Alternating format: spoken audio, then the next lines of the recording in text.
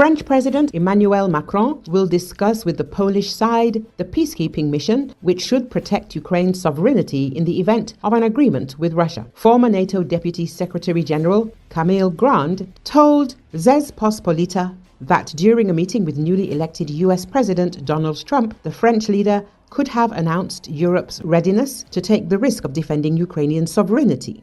France is actively proposing to send a peacekeeping mission to the country, which will guarantee the occupiers do not violate the ceasefire. The French Institute of International Relations is working on the development of a project for this mission. Its expert, Eli Tenenbaum, reported that the military contingent could number 5 brigades, about 40,000 servicemen. Command of 1 brigade could be given to Poland. There are currently only 3 ways to provide Ukraine with security guarantees. The German way, which envisages the country joining the North Atlantic Alliance while part of its territories are under occupation, is opposed by the United States of America and Germany. The Israeli model is uncertain, since the constant supply of weapons to Ukraine will depend on the state of the US and European budgets. The third is the Korean model, an international peacekeeping mission that has been guarding the demarcation line between South and North Korea for over 70 years. It is on this third model, with the inclusion of elements of the first and second, that security guarantees for Kyiv should be based. Grand believes that it is important to involve as many countries as possible, and the United States in such a mission, even if their participation is only symbolic. He predicts that after the elections, Germany and the Netherlands may support this idea. According to Western media, newly elected US President Donald Trump is considering the creation of a buffer zone on the Russian-Ukrainian front that would be controlled by military forces of European countries. It has been reported that London and Paris are already discussing how they can protect Ukraine if a peace agreement is signed to end the war.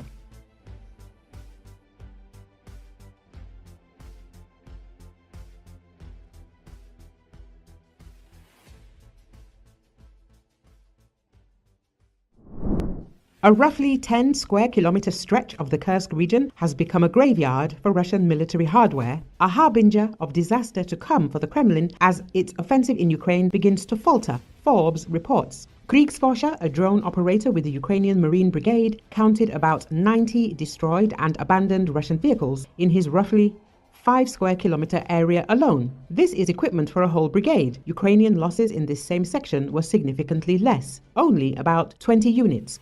The 4-to-1 loss ratio in Ukraine's favor is not unusual. In fact, it is only slightly higher than the overall 3.1 loss ratio for the entire war. 14,500 Russian vehicles destroyed versus 5,200 Ukrainian ones.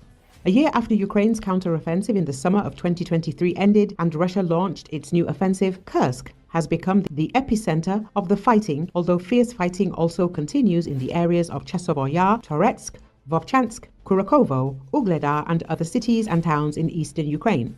Putin has given his forces until February to drive Ukrainian forces out of Kursk, and for good reason. The Russian regime expects the inauguration of the US President-elect Donald Trump on January the 20th to usher in a new and unstable era in US relations with Ukraine. Some of Trump's closest advisors have openly despised Ukraine. When Ukrainian President Volodymyr Zelensky emphasized Ukraine's independence in a social media post on November the 16th, billionaire Elon Musk mocked Zelensky for his sense of humor. Whatever happens after January the 20th, Putin seeks complete control over Russian territory when the political situation changes. So the Kremlin assembled 60,000 Russian and North Korean troops and the best heavy weapons in the Kursk region and began to throw them into the offensive. The first wave of Russian attacks encountered Ukrainian mines, drones, tanks and artillery near the village of Zeleny Shliak. By the end of November, the attacks slowed, but only long enough for units to receive reinforcements. This is just a warm-up for the show, Kriegsforscher noted on November the 29th. The second wave of attacks began on Saturday. It was also unsuccessful. The Kriegsforscher drone team said it had shot down 10 Russian aircraft. The human toll was equally high. The Russians were losing between 1,200 and 2,000 troops killed and wounded each day, far outpacing the roughly 30,000 troops they were mobilizing each month. Without North Korean reinforcements, the Russian army would be shrinking by thousands each week. I personally view these successes as largely a failure of the Russian military. The way Russia uses its forces is unsustainable. Analyst Andrew Perpetua wrote, While it is difficult to predict when and how the Russian field armies in Kursk and eastern Ukraine will collapse, it is clear that they are heading that way. If anything could change the situation in Russia's favor, it would be the end of US aid to Ukraine. Kyiv is trying to increase military recruitment, bolster its defenses, reform its command structures, and expand its weapons production. Despite these difficulties, Ukrainians have reason to be optimistic. Western aid can continue to flow, albeit on new terms. Meanwhile, the Russians continue to lose resources that they can no longer replace.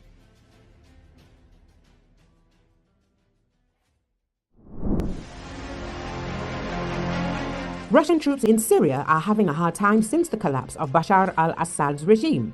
They have found themselves in the crosshairs of not only local militias but also Israel. This was reported by the Russian Z blogger Fighter Bomber, associated with the Russian Aerospace Forces. Russia obviously was not ready to overthrow Assad. The evacuation of troops and equipment is taking place in complete chaos, despite the fact that the local opposition and Turkey have given Russia guarantees of immunity and time to leave the country. Some groups of the Russian armed forces have been surrounded. Some of the military came under attack from the Israel Defense Forces. Fighter Bomber denied the statement by the chairman of the State Duma Committee on Defense, Andrei Kartapolov, that their military contingent in Syria is allegedly not under any threat. I would like to address our Israeli partners. Please don't hit Syrian airfields yet. Some of them have our servicemen who we remember, but no one told you about them. And with your strikes, you can kill them a little. So far, we've gotten away with it, but there's no need to repeat it. Then you can smash everything there into rubble, wrote the Russian Z blogger. It should be noted that there are two Russian military bases in Syria, the Khmeimim Air Base and the Tartus Naval Base. Russian troops are also dispersed in small groups at other military facilities throughout the country. At the moment, an urgent evacuation of soldiers and equipment is underway. The Russians were not allowed to maintain a military presence in Syria. Syrian media reports say Israeli warplanes have carried out dozens of attacks across the country, including in the capital, Damascus. The UK-based Syrian Observatory for Human Rights said there were more than 100 strikes on military targets. A research center with suspected links to chemical weapons production was among the sites hit, according to local media reports. Israel says it is acting to stop weapons falling into the hands of extremists following the overthrow of the Assad regime. The strikes come as the UN's chemical watchdog warns authorities in Syria to ensure that suspected stockpiles of chemical weapons are safe. According to the UN's chemical watchdog, the Organization for the Prohibition of Chemical Weapons, a chemical weapon is a chemical used to cause intentional death or harm through its toxic properties. The use of chemical weapons is prohibited under international humanitarian law, regardless of the presence of a valid military target, as the effects of such weapons are indiscriminate by nature.